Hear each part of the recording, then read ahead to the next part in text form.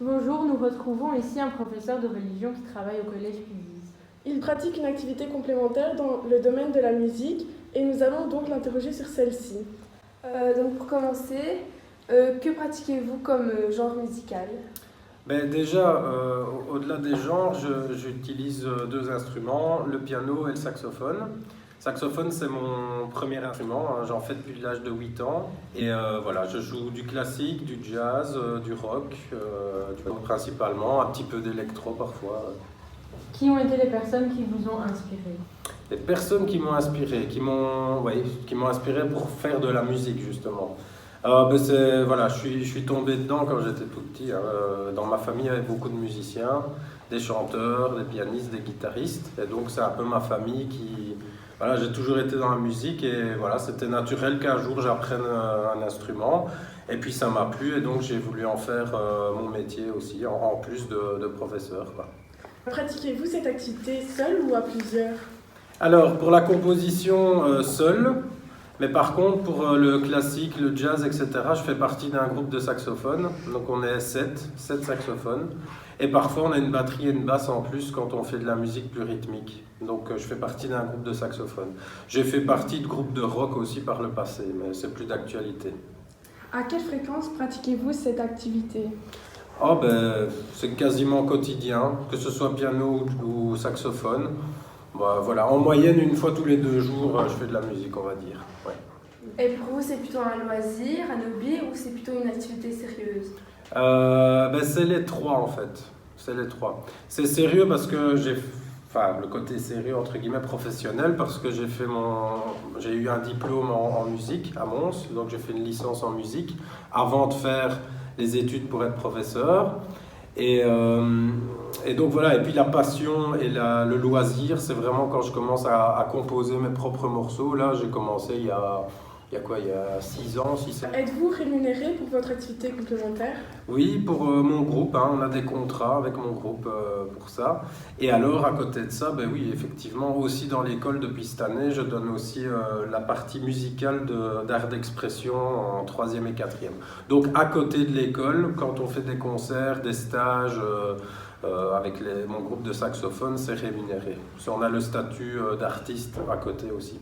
Ouais. Et vous faites souvent des concerts, Oui, régulièrement. Hein. Enfin, régulièrement, ça dépend un petit peu de la demande. Hein. Dans le domaine musical, ça dépend de la demande.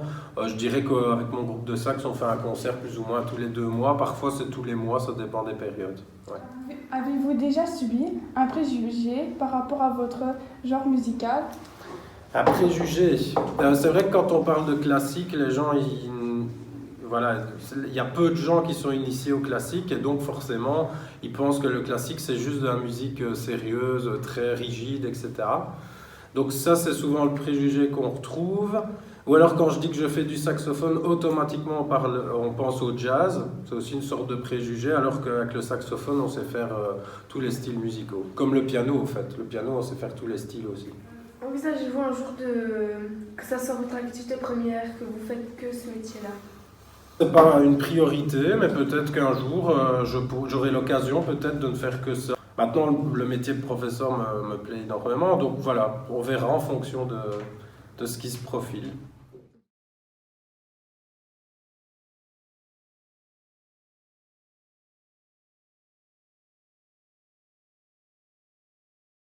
Pour monter un saxophone, vous avez d'abord le bec. Donc c'est la pièce en bois et en plastique, c'est un mélange des deux. Ici, ça on va réutiliser après, ça c'est la ligature. Ça c'est le bocal. Donc on fixe d'abord le bec sur le bocal. Après on va mettre le plus important, ce qui fait qu'il y a un son au saxophone, c'est ce qu'on appelle l'anche. Vous voyez? Donc c'est une languette de bois en roseau. Et c'est ça qui crée le son en fait. Faut l'humidifier comme c'est du roseau. Le petit bois, il y en a plusieurs ou... Oui, donc l'anche ici, il en existe de plusieurs forces, il y en a des plus résistantes que d'autres, etc. Mais le principe, c'est que majoritairement, c'est en bois. Hein. Il y a de temps en temps des anches en plastique, ça existe aussi, pour jouer en extérieur, pour que ce soit plus résistant. Parce que le bois, c'est une matière vivante, donc en fonction de l'humidité, elle va bouger. Hein. Que quand on prend une anche en plastique, on est sûr que ça ne bougera pas. Mais bon, voilà, on a un plus beau son avec une anche en bois, ça c'est sûr, quoi. C'est pour ça que le saxophone, ça fait partie de la famille des bois, parce que c'est le bois qui crée le son et pas le métal. D'accord ? Et après, on vient ajouter le corps de l'instrument, on met le bocal dessus, et après on l'attache. Et voilà, c'est monté. On sait faire du bruit sans souffler aussi.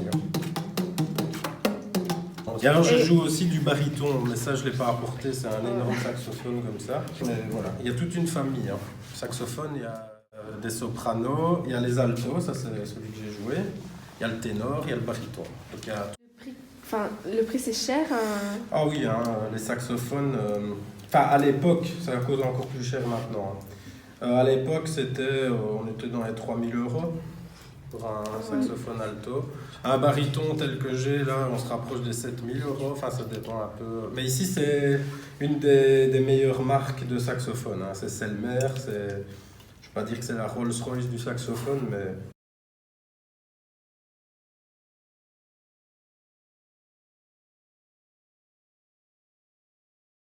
Technique, faut pas forcément être un pro de la respiration, mais il y a une technique, quoi. C'est-à-dire qu'on respire jamais comme ça, sinon on n'a pas assez d'air, on respire par le bas, quoi. Vraiment, on gonfle le ventre, quoi. Et après, c'est le ventre qui va gérer le souffle. Un peu comme la cornemuse où c'est un sac, vous voyez, ici le sac c'est le ventre, quoi.